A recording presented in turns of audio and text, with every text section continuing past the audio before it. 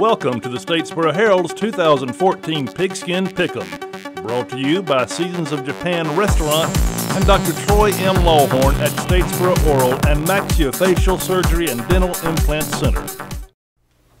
And welcome to another week of our Pigskin Pick'ems. I'm your host, Josh Aubrey, being joined by the Statesboro Herald's Matt Yogus, Mike Anthony, and Eddie Ledbetter. Let's go over from last week. Eddie and his contrarian picks went 7-1. Mike Anthony 6-4, Matt Yogus 2-6, and myself 3-5. Right now, Eddie has pulled way ahead, 22-10, Mike 19-13, Josh 18-14, and Matt Yogus, the only one under 500 right now, 15-17. Let's get right into this week's picks. We have 3 high schools and 5 college games. Let's begin with Georgia Southern, a big game against Appalachian State.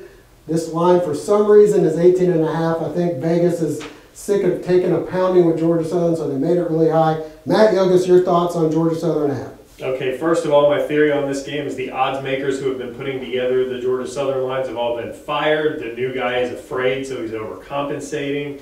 And now Georgia Southern's an 18.5-point favorite against a team that they've maybe covered that spread against once ever in the history of this rivalry. So that's way too many points for me. I would love to take Appalachian State to cover, not to win, but I'm not going to because my Twitter account's been quiet the last couple days. I want to keep it that way. I'm taking Georgia Southern. All right, Mike. I totally agree with everything Yogi said, up to and including probably the Twitter followers.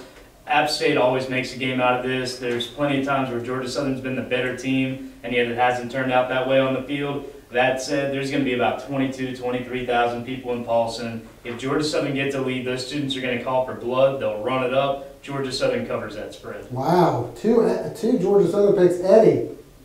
I picked Georgia Southern to cover also. I think Yogi's picked App State, didn't No, don't listen to that man. But don't worry.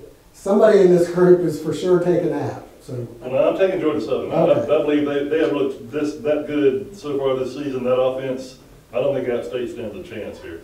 I will be glad to be wrong here, but this game, as Matt Yogus has said, has been too close for many years. I think Georgia Southern wins by around a 21-10 score, and I hope everyone sees that we're picking against the spreads here because I am going with the Mountaineers to cover here, so I've got App, and everybody else is going with Georgia Southern. All right, next up, another Sunbelt game. We have UL Monroe, who is tied for first right now in the league, along with Georgia Southern at 1-0. They are taking on Troy, who has been struggling mightily. 13.5-point favorites for UL Monroe, Matt. That seems like a low number, but UL Monroe really, their offense hasn't really come together yet. They're playing great defense. They're playing LSU. It was 10-0 at halftime. They got shut out, but it was 35-0, I think.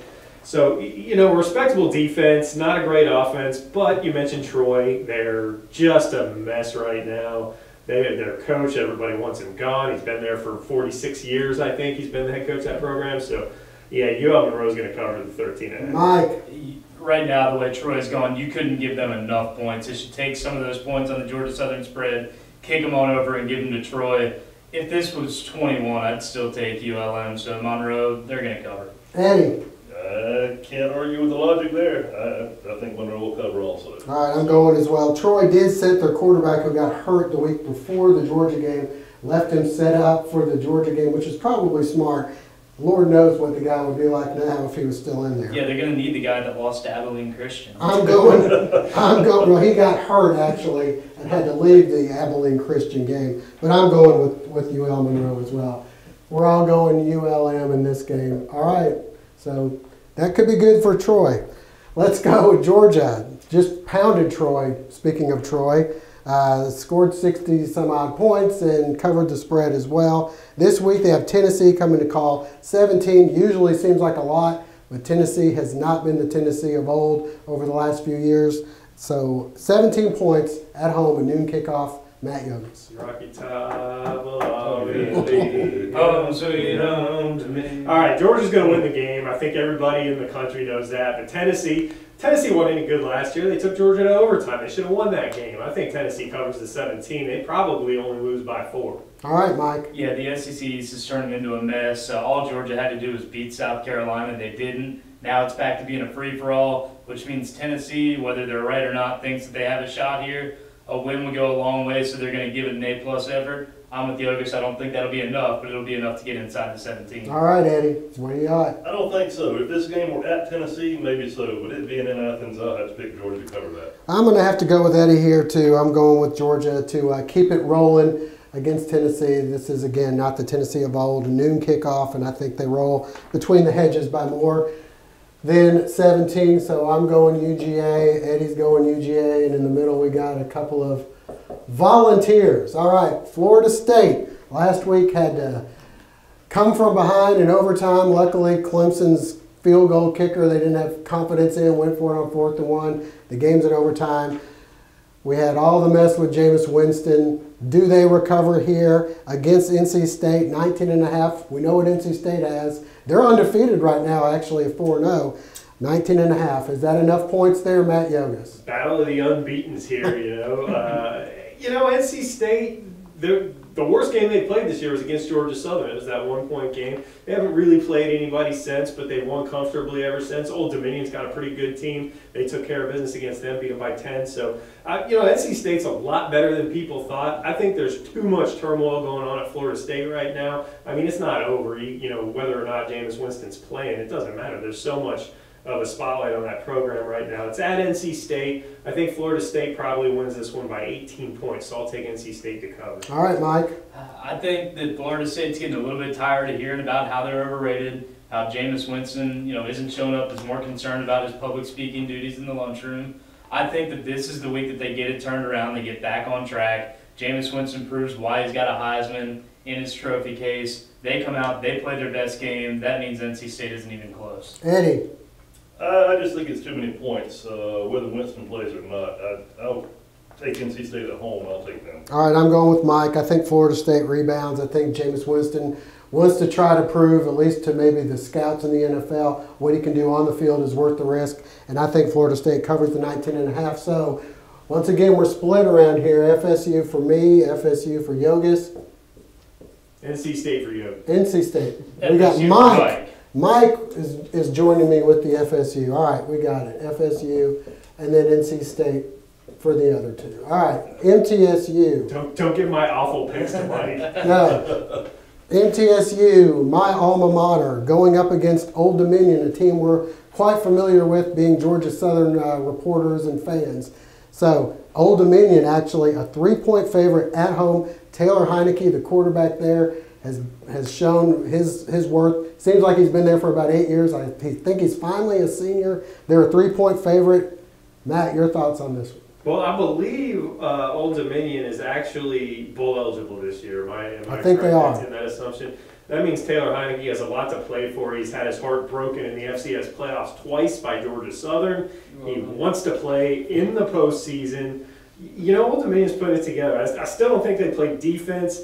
Josh, you probably know more about MTSU than me, but I like Old Dominion in this game. They're at home. It's a 3-point spread. I'll take Old Dominion. All right, Mike. I have to agree. Old Dominion just so potent, so powerful. They can score on you from anywhere. Georgia Southern's noted that. I think Middle Tennessee, not to advocate penalties and violence, but we've seen what happens when you get a shot on Heineke. Take the 15 yards. He won't be the same. Middle Tennessee can cover. All right, we got 1-1. Eddie.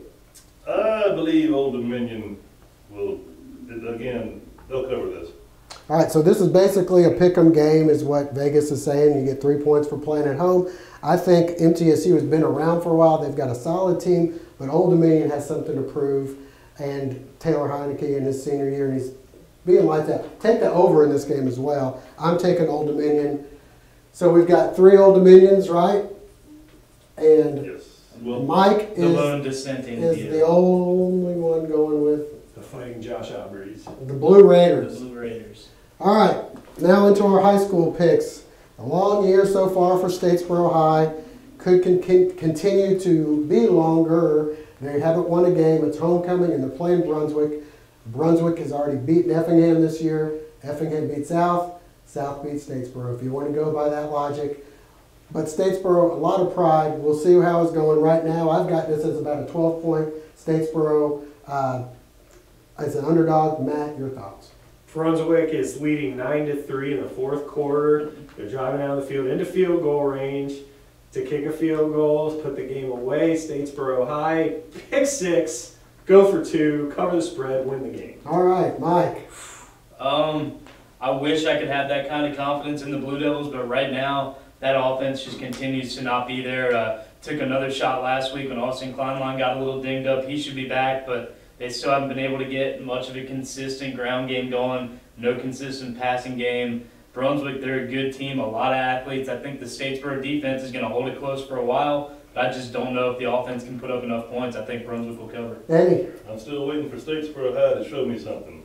I'm picking Brunswick.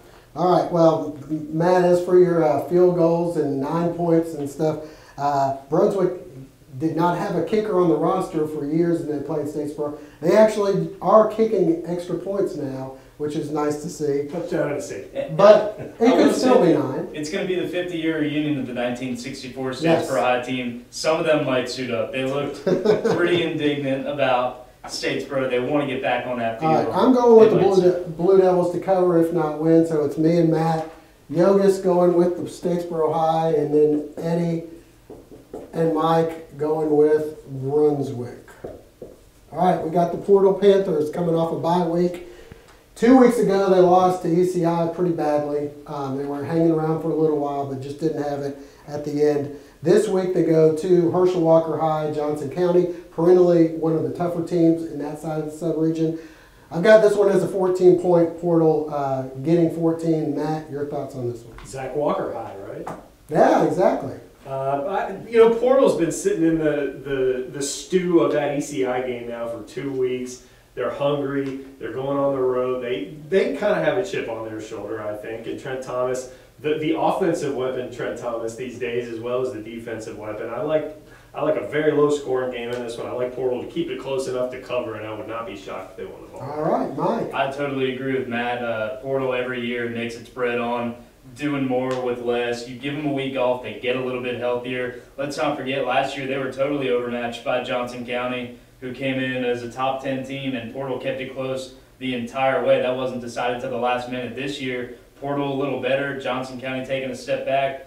I agree that they'll cover and that they might even win. All right, Eddie. I disagree on both counts. I don't think Portal can handle Johnson County. I have to go with Johnson County. They're going to have their hands full, but I do believe, as Matt and Mike have said, I think Portal has enough to be able to hang close, if not win the game, at least keep it close. So I'm going with Portal as well. So we got everybody going Portal except for Eddie is going with Johnson County. All right, wrapping things up, the Bullock Academy Gators playing their 3rd state champion from a year ago. They've played single A, they played double A. This week it's triple A. They're on the road taking on Westfield. I made it a 21. They just lost by about 25-26 at home to the double A.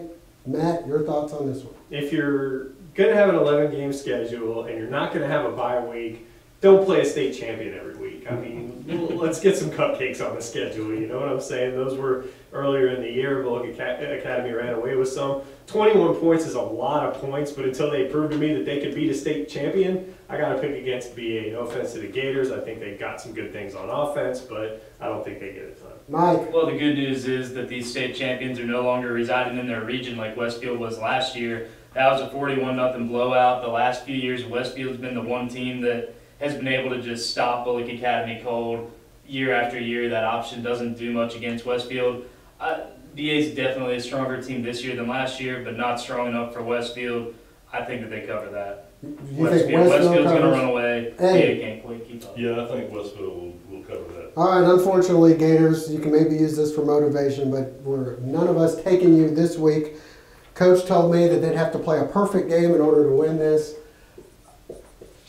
I think they'd almost have to play a perfect game to cover the 21 with the way things have been going recently. But hopefully we're wrong. We're all pulling for the Gators. Well, for Matt Yogas, Mike Anthony, and Eddie Ledbetter, I'm Josh Lowry. We thank you for joining us this week for Pigskin Pick'em. Hope to see you again next week.